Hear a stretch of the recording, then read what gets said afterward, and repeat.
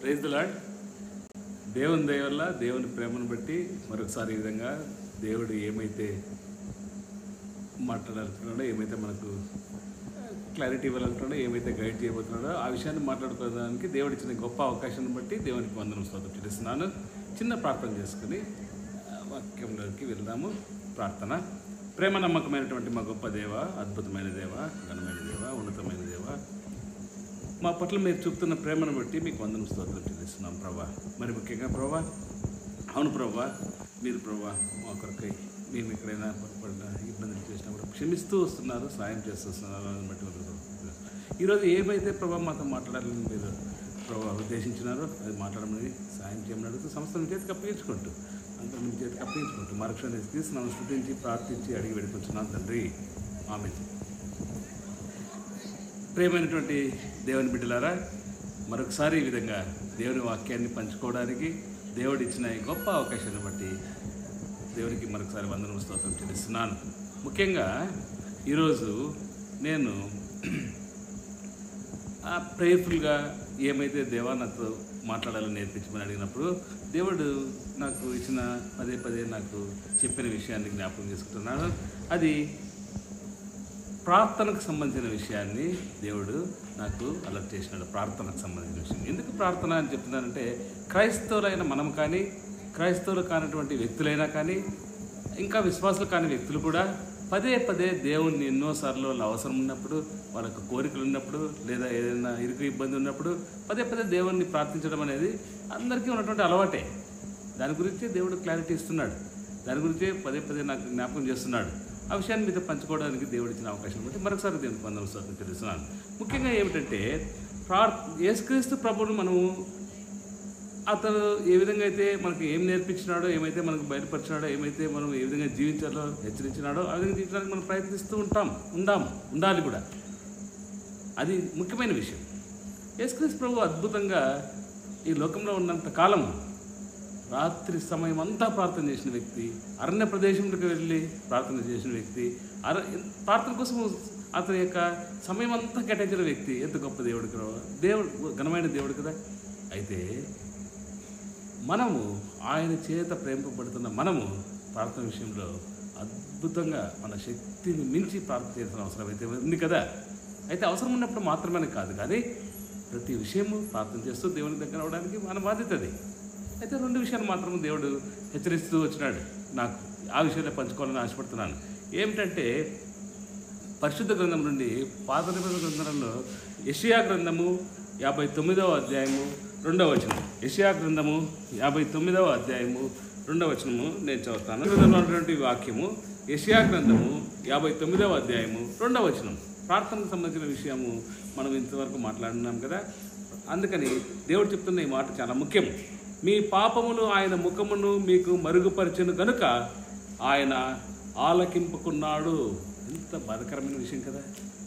యెహోవా దేవుడు, యేసుక్రీస్తు ప్రభువు మన ప్రార్థన మనం చేస్తే చాలు, మన పట్ల దయ చూపిస్తాడు, మనకు సహాయం చేస్తాడు, అద్భుతాలు చేస్తాడు. మనకున్న నమ్మకం ఇది, విశ్వాసం ఇది.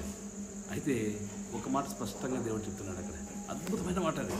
ఎంత అద్భుతం అంటే, మీ పాపములు ఆయన ముఖమును మీకు మరుగుపరిచెను. ఎంత బాధకరం కదా, ఎంత ఇబ్బందికరం కదా. నా ఉద్దేశం ఏమిటంటే, దేవుడు నాతో హెచ్చరిస్తున్న విషయం ఏమిటంటే మనలో పొరపాటు నుండి మన నడవడిక సరి లేకుండానో, మన జీవించే విధానం సరి లేకుండా ఉన్నప్పుడు ప్రార్థన చేసేసార్లు జరిగిపోతుంది అని అనుకోవడం మన పొరపాటు. ఎందుకంటే చాలా క్లియర్గా మాట్లాడుతున్నాడు దేవుడు ఇక్కడ. పాపములు చూడండి మరోసారి, మీ పాపములు ఆయన ముఖమును మీకు మరుగుపరిచెను. యేసుక్రీస్తు ప్రభు ముఖం మనకు మెరుగుపరిస్తే ఎంత బాధకరం కదా, ఎంత ఇబ్బంది కదా, ఎంత కష్టం కదా. ఎందుకు ఈ మాట పదే పదే చెప్తున్నానంటే, దావీదు గారు కూడా, దావీదు యొక్క జీవితంలో ఎంత గొప్ప అద్భుతమైన రాజు కదైనా, సామాన్యమైన జీవితం జీవించిన వ్యక్తి. వారి కుటుంబంలో ఉన్నటువంటి అన్నదమ్ములు అందరిలో కూడా చివరి వ్యక్తి, చివరి బిడ్డ అయినప్పటికీ, గొర్రెలు మేపుతూ పనిచేస్తున్నప్పటికీ అదే పనిగా వెతికి మరి అందరినీ, వాళ్ళందరినీ చూసిన తర్వాత వెతికి ఆయన పోయి సెలెక్ట్ చేసుకున్నటువంటి, దేవుడు సెలెక్ట్ చేసుకున్న విషయాన్ని అతను చెప్పినటువంటి గొప్ప విషయం కదా. అంత గొప్ప వ్యక్తి. అయితే దావీదు గారి యొక్క అద్భుతమైన జీవితంలో ఒక చిన్న విషయం మాత్రం జ్ఞాపకం చేస్తున్నాడు దేవుడు. ఏమిటంటే, అతని యొక్క కుమారుడు ఇరుకు ఇబ్బందిగా ఉండి అనారోగ్యమైనప్పుడు సుమారు 7 రోజులు అనుకుంటున్నాను, అది వీలైతే ఆ రెఫరెన్స్ మీకు అంతా తెలిసి ఉంటుంది, చదవండి. ఉపవాసం ఉండి పదే పదే ప్రార్థన చేసి పదే పదే కష్టపడి దేవుణ్ణి వేడుకుంటున్న వ్యక్తి 7వ రోజు చివరి దశలో అతనికి వచ్చినటువంటి విషయం ఏమిటంటే ఆ కుమార్తె చనిపోయినాడు. ఎంత బాధకరం కదా, ఎంత ఇబ్బంది కదా. ఎందుకంటే దావీదు గారంటే సామాన్యుడా? యేసుక్రీస్తు యొక్క వంశావళి రాసినటువంటి మత్తయి సువార్త 1వ అధ్యాయంలో ఆ లిస్ట్లో ఉన్నటువంటి వ్యక్తి కదా ఆయన. Is not a simple person, అంత గొప్ప వ్యక్తి. అయితే అతను పదే పదే ఉపవాసం ఉండి దేవుని దగ్గరికి పోయి దేవుని పదే పదే వేడుకున్నా రిజల్ట్ మాత్రం అతను బాధపడే విషయమే కదా. అయితే చాలా ముఖ్యమైన విషయం ఏంటంటే దావీదు పాపం చేసినాడు అని నా ఉద్దేశం కాదు, కానీ దావీదులో దేవుని యొక్క ముఖము విషయంలో ఆ సమయంలో ఆ అంశం కోసం విషయంలో ఏమైనా దేవుడి పర్మిషన్తోనే జరిగింది కదా అది. కాబట్టి ఇది మనం జ్ఞాపకం చేసుకోవాలి. మనం ఏదన్నా ప్రార్థన చేస్తున్నామంటే మనం తప్పకుండా పొందుతామని మనకు విశ్వాసం ఉంటుంది, నమ్మకం ఉంటుంది. బట్ ఇప్పుడు దేవుడు ఇచ్చిన హెచ్చరిక ఏమంటే మన జీవితం అద్భుతమైన జీవితంగా ఉండాలి. దేవుడి యొక్క ముఖం మనకు వేరైతే ఎంత కష్టం కదా. ఎవరైనా వ్యక్తితో మనం మాట్లాడాలంటే సామాన్యమైన ఈ లోకంలో సామాన్య వ్యక్తితో మాట్లాడాలంటే అతడు ఎవరైనా మాట్లాడిస్తే మనం వెనక్కి తిరుకొని మాట్లాడితే అతడు ఒప్పుకుంటాడా? మన ముఖం చూపించకుండా దూరంగా పక్క తిరిగి చూసి మాట్లాడితే ఒప్పుకుంటాడా? దేవుడు మన ముఖం చూపించకపోతే ఎంత దుఃఖకరమైన పరిస్థితి కదా. అది పాత నిబంధనలో ఉండే వాక్యమే. అయితే జ్ఞాపకం చేసుకుందాం, ఇది గుర్తుపెట్టుకుందాము. మనములో పాపము విషయంలో జాగ్రత్త లేకపోతే ఇదే జరుగుతుంది. కాబట్టి ఆ విషయంలో అలర్చుకుందాం. అప్పుడు ఎప్పుడో పాపం చేసినా ఇప్పుడు లేదు కదా, అది కాదు.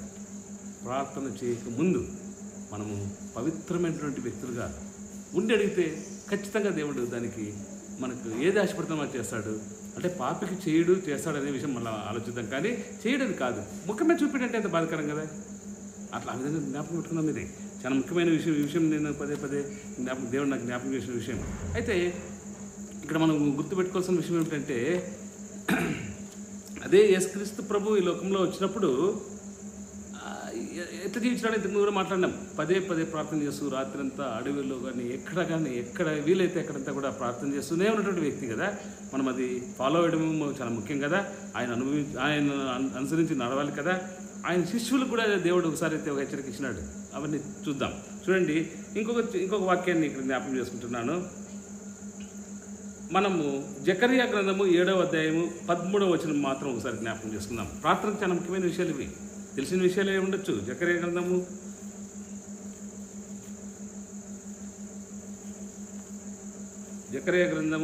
7వ అధ్యాయము 13వ వచనము చాలా క్లియర్గా దేవుడు మాట్లాడారు అక్కడ. కావున సైన్యములకు అధిపతి యెహోవా సెలవిచ్చినది ఏమనగా, నేను పిలిచినప్పుడు వారు ఆలకింపకపోయిరి కనుక వారు పిలిచినప్పుడు నేను ఆలకింపను. ఎంత బాధకరం కదా. దేవుడు మనం పిలిచినప్పుడు మనము దానికి జవాబు చెప్పకపోతే ఎంత కష్టమైన పని కదా. క్లియర్గా దేవుడు మాట్లాడుతున్నాడు. క్లియర్గా దేవుడు ఇచ్చినటువంటి మాట ఇది. దేవుడు చెప్పినటువంటి విషయం మనకిది. మనం జ్ఞాపకం పెట్టుకోవాలి. సైన్యములకు అధిపతి యెహోవా సెలవిచ్చినది ఏమనగా, నేను పిలిచినప్పుడు వారు ఆలకింపకపోయేది కనుక వారు పిలిచినప్పుడు నేను ఆలకింపను. ఎంత బాధ కదా మనకు. ఆలకించడానికి క్లియర్ చెప్పాడు దేవుడు. అంటే ఇక్కడ ఉద్దేశం ఏమిటంటే దేవుడు ఏదైతే మనకు పిలిచి చెప్తాడో, ఏ విధంగా అయితే జీవించమని హెచ్చరిస్తాడో, లేదా సలహా ఇస్తాడో, లేదా మార్గదర్శకం చూపిస్తాడో, లేదా ఏ విధంగా అయితే మనకు ఇతరుల ద్వారా, ఆయన బిడ్డల ద్వారా కానీ, వాక్యం ద్వారా కానీ, ఆయన స్వరం ద్వారా కానీ నడిపిస్తాడో, ఆ విధంగా మనం అడిగేయకపోతే ఖచ్చితంగా దేవుడు క్లియర్గా చెప్తాడు. ఇక్కడ చాలా క్లియర్గా మరోసారి దాన్ని చదువుదాం వాక్యాన్ని. చూడండి, మరోసారి చదువుతాం దాన్ని. సైన్యములకు అధిపతి యెహోవా సెలవిచ్చినది ఏమనగా, నేను పిలిచినప్పుడు వారు ఆలకింపకపోయేరి. చాలా ముఖ్యమైనది. పిలిచిన వెంటనే ఆలకిస్తాం మనము. ఆ పని చేయకపోతే ఎందుకంటే మనం అడగం దేవుణ్ణి. ఆ పని చేయకపోతే దేవుని అడగడంలో అర్థం ఉందా అండి? క్లియర్ చెప్తాను. దేవుడు పిలిచినప్పుడు వారు ఆలకింపబోయారు కనుక వారు పిలిచినప్పుడు నేను ఆలకింపను. ఇంత క్లియర్ చెప్తాను దేవుడు. మనం ఎంత జాగ్రత్తగా ఉండాలి కదా. మనం జాగ్రత్తగా ఉందాం. ఉంటే ఖచ్చితంగా మనం ఆయన పిలిచినప్పుడు, ఆయన అడిగినప్పుడు, ఆయనతో వేడుకున్నప్పుడు ఖచ్చితంగా వింటాడు కదా. అది పాత నిబంధనలో ఉండే వాక్యమైనప్పటికీ కొత్త నిబంధనలో ఉండే చిన్న వాక్యం మాత్రం చూద్దాం. చాలా క్లియర్గా యేసుక్రీస్తు ఈ లోకంలో ఉన్నటువంటి అద్భుతమైన విషయం. అది మాత్రము దేవుడు జ్ఞాపకం చేస్తున్నాడు నాకు. మార్కు సువార్త 10వ అధ్యాయము 46వ వచనం నుంచి ఒక వ్యక్తి, ఈ లోకంలో ఉండే ఒక వ్యక్తి, అతని యొక్క జీవితంలో జరిగిన అద్భుతం, దాని గురించి దేవుడు చాలా స్పష్టంగా అక్కడ మనకు క్లారిటీ ఇస్తున్నాడు. చాలా స్పష్టమైన విషయాలు అవన్నీ. ఎందుకంటే ఇంతవరకు విన్నట్టుగా 2 మాటలు చాలా ముఖ్యమైనవి. మనము ఖచ్చితంగా పాపం చేయకుండా ఆయన వాక్యం, ఆయన యొక్క ఏమైనా వాక్యం ద్వారా మనం లేదా ఏ విధంగా మాట్లాడితే ఆ మాటలు వింటూ ఉండాలనే 2 విషయాలు చెప్పినాడు. ఇది ఈ జకర్యా గ్రంథంలో మాత్రం ఇది చాలా ముఖ్యమైనది విన్నాం కదా. ఇప్పుడు కొత్త నిబంధన గ్రంథంలో భాగం మాత్రం చూద్దాం. కొత్త నిబంధన గ్రంథంలో మార్కు సువార్త 10వ అధ్యాయము ఒక గుడ్డివానికి సంబంధించిన విషయం అది. ఆ తెలియని వాళ్ళు ఎవరు ఉండం, మనమంతా అందరికీ తెలిసి ఉంటుంది, విశ్వాసులకైనా తెలిసి ఉంటుంది, విశ్వాసం కాని వాళ్ళు కూడా ఎన్నోసార్లు వినింటారు. అయితే చాలా ముఖ్యమైనది. ఎందుకు దాన్ని పదే దేవుడు నాకు మళ్ళీ జ్ఞాపకం చేసినట్టు దాన్ని అంటే ఆ విధమైనటువంటి విధానం మనం ఉండాలి. అప్పుడే దేవుడు అతని విషయంలో అద్భుతం చేసిన వ్యక్తి మనకు కూడా అద్భుతం చేస్తాడు. చూడండి, అక్కడ చేసిన విషయం ఏమిటంటే, గుడ్డివాడు చాలా బాధాకరమైన స్థితిలో ఉన్న వ్యక్తి యేసుక్రీస్తు ప్రభు ఆ యొక్క పట్టణంలో వెళ్తూ ఉన్నప్పుడు అతడు కేవలం విని, అది చాలా ముఖ్యమైన పాయింట్ అది, ఎవరు ఎక్కడ పోతున్నారు, ఏమి అక్కడ కనపడదు. పాపం గుడ్డివాడు కదా, కనపడని వ్యక్తి అయినప్పటికీ అక్కడ వెళ్తున్న వ్యక్తి ఎవరు అని విని గ్రహించినాడు. అద్భుతమైన వ్యక్తిని, అతని క్లారిటీ ఉంది. బట్ బాధకరమైన స్థితిలో ఉండే వ్యక్తి అయినప్పటికీ ఆయన చేసిన అద్భుత విషయాన్ని ఎంతోమంది, ఆయన యేసుక్రీస్తు ప్రభు శిష్యులు కూడా ఆపేసినారు. యేసుక్రీస్తు ప్రభు యొక్క శిష్యులు కూడా అతన్ని నిలబెట్టేసినారు. మనకు తెలిసిన విషయాలే అవన్నీ. అంటే గుడ్డివాడు అయినప్పటికీ అతను చేసిన మొదటి పని ఏమంటే, అతడు విన్నాడు. విని, అది చాలా ముఖ్యం. ఎవరెక్కడ అని విన్నాడు. ఎవరెక్కడ కనపడిన వ్యక్తి కదా. మనకు కూడా బలహీనతలు ఉండొచ్చు, మనకు కూడా కష్టాలు ఉండొచ్చు, మనకు కూడా ఇబ్బందులు ఉండొచ్చు, కొన్ని గ్రహించలేని స్థితి ఉండొచ్చు. ఇంకొక విధంగా దేవుడు మనకు క్లారిటీ ఇస్తాడు. బట్ దాన్ని క్యాచ్ చేయాలి. కనపడిన గుడ్డివానికి అక్కడ యేసుక్రీస్తు ప్రభు అని చెప్పిన మాట విని ఎంత క్లియర్గా, ఎంత అద్భుతంగా మాట్లాడాడు కదా.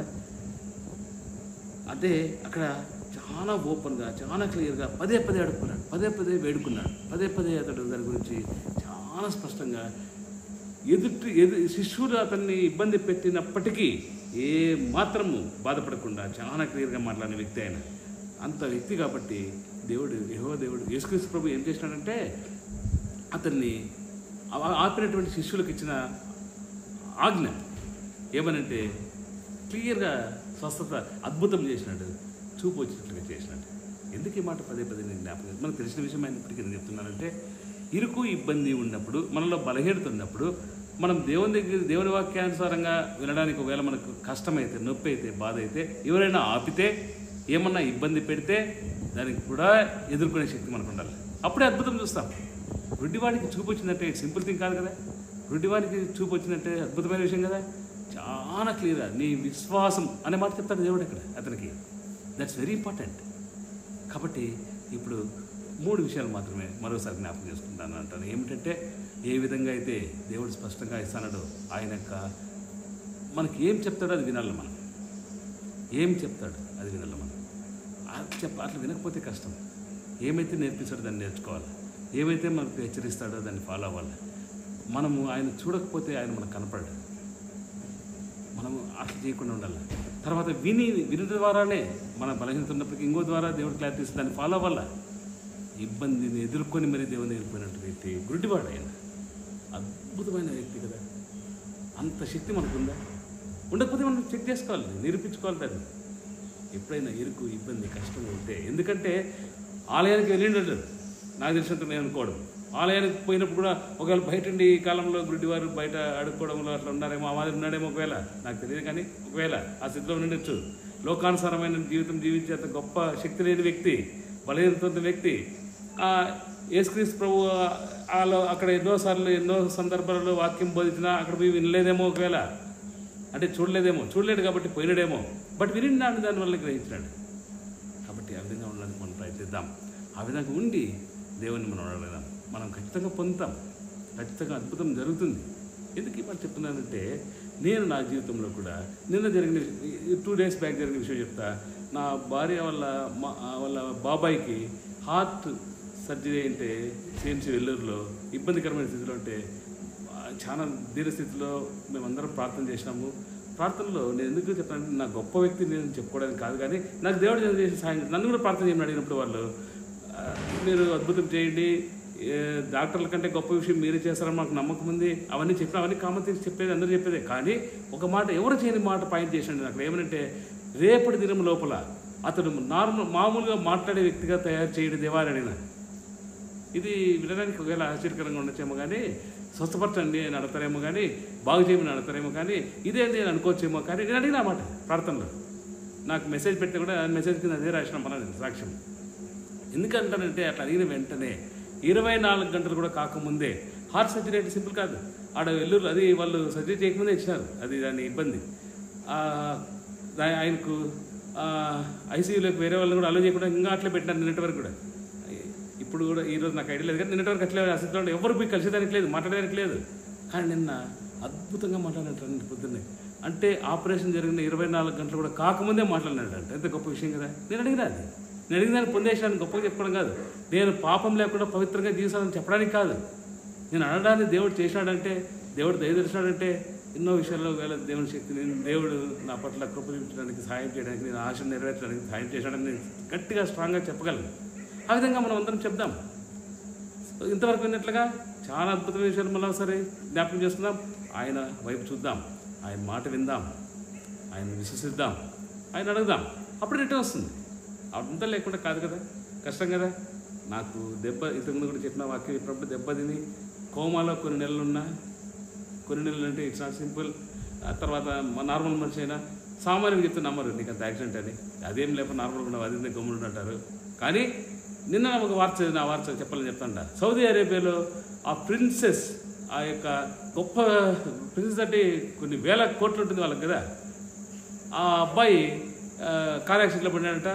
దాదాపు మోర్ దాన్ 15 years కోమాలో ఉన్నాడంట, మొన్ననే చనిపోయినాడు. ఎందుకు చెప్తానంటే ఎంతోమంది డాక్టర్ని పిలిపించినారు వాళ్ళు, ఎంతోమంది సామాన్యమైన పని కాదు, వ్యక్తి కాదు కదా ఆయన, ఎంతో గొప్పగా ట్రీట్మెంట్ ఇప్పించడానికి ట్రై చేశారు.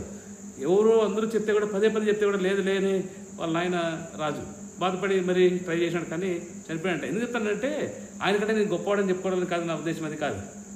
ఆయనకంటే గొప్పవాడిని కాదు, నాకు జరిగిన ఇబ్బంది జరిగినప్పుడు కోమలో ఉన్నప్పుడు నేను మాట్లాడకపోయినా 2 మాటలు చెప్పినానంట. మా నాన్న ఫోన్ నెంబర్ అడిగితే చెప్పినానంట, దేవా నన్ను రక్షించానంట, కోమాలోకి వెళ్ళిపోయినానంట. నా కోసం ఎంతోమంది ప్రార్థన చేశారు, ఎంతోమంది ప్రేయర్ చేశారు, నా శిష్యులు ప్రార్థించారు, నా శిష్యులు అంటే స్టూడెంట్స్, నా స్టూడెంట్స్ ప్రార్థించారు, ఎన్నో సంఘాలు ప్రార్థించినారు. ఆ సంఘాలు పోయి సాక్ష్యం కూడా చెప్పాను నేను. ఎందుకు చెప్తాను ఇవన్నీ అంటే ఆ ప్రార్థన విలువించిందని నేను ఖచ్చితంగా నమ్ముతా. ఎవరైనా అడిగితే కూడా ఇమీడియట్గా చెప్తాను, నా గొప్పతనం కాదు. నాకు ఆపరేషన్ చేసిన న్యూరాలజిస్ట్ దండం పెడితే ఏం డాక్టర్ గారు మీరు నాకు దండం పెట్టమంటే, అన్న నా వల్ల కాదు, నీకు మేలు జరిగింది నీ వల్ల అంటాడు. ఆయనకే చెప్పిన నా వల్ల కాదన్నా. ఎంతోమంది నా కోసం ప్రార్థన చేసేటప్పుడు దేవుడు దయచేస్తుంది. ఎందుకంటే ఇంతసేపు చెప్పినట్లుగా ప్రార్థన విషయాల్లో అవన్నీ ఫాలో అయ్యి నేను ప్రేయర్ చేసి నాకు ఏం మేలు చేశాడు నేను చెప్పలేదు. ఎందుకంటే ప్రార్థన నేను చేసిన వ్యక్తి కాదు కదా. కాబట్టి దేవుడు అద్భుతాలు చేయాలంటే ఎంతోమంది చేసిన ప్రార్థన చేసినాడు అన్నమాట. అందుకని మనం కూడా జ్ఞాపకం పెట్టుకుందాం, ఇవన్నీ గుర్తుపెట్టుకుందాం, ఈ విషయాలన్నీ జ్ఞాపకం చేసుకుందాం. మరొకసారి చెప్తాండా, ఇవి వీలైతే మరోసారి చదవండి. చాలా ముఖ్యమైన విషయాలు. యెషయా గ్రంథము 59వ అధ్యాయం 2వ వచనం, చాలా స్పష్టమైన విషయం కదా అది. తర్వాత జకర్యా గ్రంథము 7వ అధ్యాయం 13వ వచనం, చాలా స్పష్టమైన కదా. మార్క్స్ వార్తలోనే కాదు, వేరే సువార్త భాగంలో ఉంది, కానీ మార్క్స్ వార్త ఎందుకు చెప్తానంటే కొంచెం క్లియర్గా వాక్యం చెప్పడానికి అవకాశం ఉంది కాబట్టి చెప్పినాదని. 10వ అధ్యాయంలో ఉన్నటువంటి ఆ యొక్క గుడ్డివాని విషయంలో ఎంతోమంది ఆపేసినా కూడా కేవలం విన్న ద్వారానే అతడు దేవుడిని అడుక్కున్నాడు, దేవుడు రమ్మన్నాడు, పరిగెత్తపోయినాడు, అతని దగ్గర ఉండే గుడ్డలన్నీ విసిరేసాడు. చదవండి ఆ వాక్యం చదవచ్చు, మీకు తెలిసింది, అందరికి తెలిసిందే. గుడ్డలన్నీ విసిరేసాడు. That means he knows that whatever given in the world, whatever he got in the world, it's waste, it's not useful. అదంత ముఖ్యం కాదు, దానికంటే దేవుడే ముఖ్యం. ఎంత గొప్ప విషయం కదా. అంతమంది చేసిన ఆ విషయాలన్నీ మనం ఫాలో అవుదాం, దేవుడు దీన్ని ఆశపడుతున్నాడు. ఆ విధంగా ఫాలో అవుతాం నమ్ముతూ మనకు వీలైతే ఈ విషయాన్ని జ్ఞాపకం చేసుకొని మన కోసం మాత్రమే కాదు ఇతరుల కోసం కూడా ప్రార్థిద్దాం. నా కోసం ఎంతోమంది ప్రార్థించినారు, నేను చెప్పిన సాక్ష్యం, అందుకే ఇతరుల కోసం కూడా ప్రార్థిస్తాం. అయితే మనం కరెక్ట్గా ఉండి ప్రార్థిస్తాం, నమ్మకంగా ఉండి దేవుని నమ్మకమైన వ్యక్తులుగా ఉండి ప్రార్థిస్తాం, వీలైనంతవరకు పాపం లేకుండా ప్రార్థిస్తాం. అది ముఖ్యం. ఆ విధంగా ఉండాలని దేవుడు ఆశపడుతున్నాడు. ఆ విధంగా చేయడానికి దేవుడికి మనకు శక్తి ఇస్తాడు. నమ్ముతూ సంస్థను వచ్చి మనకి ఇచ్చినటువంటి గొప్ప క్లారిటీని బట్టి దేవునికి స్తోత్రాలు నచ్చుకుంటూ మరొకసారి చిన్న ప్రార్థన చేసి దీన్ని ముగిస్తాను. ప్రార్థన. ప్రేమ నమ్మకమైనటువంటి మా గొప్ప దేవ మా తండ్రి, అవును ప్రభా, ప్రార్థన చేసే వ్యక్తి అద్భుతమైన ఒక రిజల్ట్ వచ్చే అవకాశం ఉంటుంది. కానీ దానికి ముందు మేము ఉండాల్సిన పద్ధతిని మాకు నేర్పించారు ప్రభా. ఆ విధంగా మేము ఉండడానికి ఉంటాం ప్రభా. ఒకవేళ పొరపాటు క్షమించమని అడుగుతున్నాం ప్రభా. అయినా ఉండకుండా జీవించడానికి ట్రై చేస్తాం ప్రభా, ప్రయత్నించడం కూడా మేము పాటించాల్సిన విషయాలు అవి. ఆ విధంగా ఉండి అడిగితే మేము అద్భుతంగా పొందుతాం. ఆ విధంగా చేస్తారని మాకు సహాయం చేయమని, ఇంకా ముందుకు నడిపించమని, సంస్థను మీ చేతికి అప్పగించుకోట్టు. మా రక్షణ క్రీస్తునామమున స్తుతించి ప్రార్థించి అడిగి వేడుకుంటున్నాం తండ్రి. ఆమేన్.